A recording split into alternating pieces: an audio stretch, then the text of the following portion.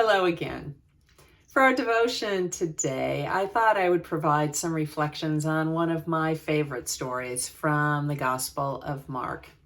It's found in chapter 5, and it tells us that Jesus is out amongst the crowd in the marketplace, and there's a woman who has been hemorrhaging for 12 years.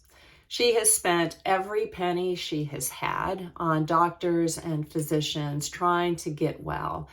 And they haven't made her well. In fact, they have only made her worse. And so, in a pure act of desperation, I believe, but also in an act of faith, she reaches in among all the legs and the bodies to touch Jesus' cloak.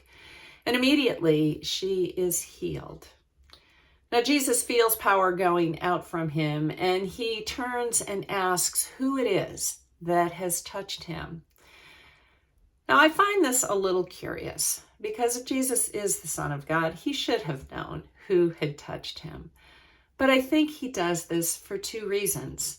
One, to benefit the woman, and one, to benefit everyone in the crowd. You see, she may have been physically healed, but that wasn't the end of her story.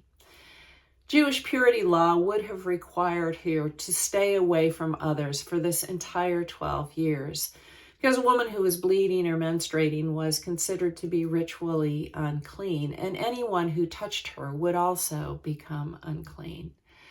So for 12 long years, she has lived on the edge of society, not knowing the intimacy of human touch. She comes forward and tells Jesus that she's the one who has touched him. And his first words to her are, "Daughter, your faith has made you well. Be healed of your diseases and go in peace."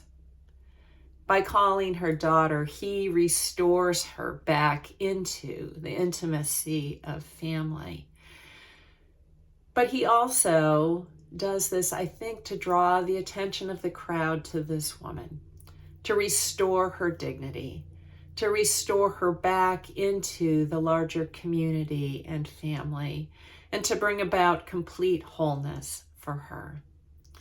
You see, Jesus' ministry wasn't just about physical healing, but it was about restoring people's connections to God and restoring our connections to each other.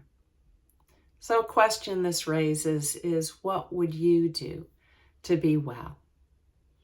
How can you reach out in faith? Or how might we reach out to others to give them a sense of belonging back into community again? Some food for thought today. Be well.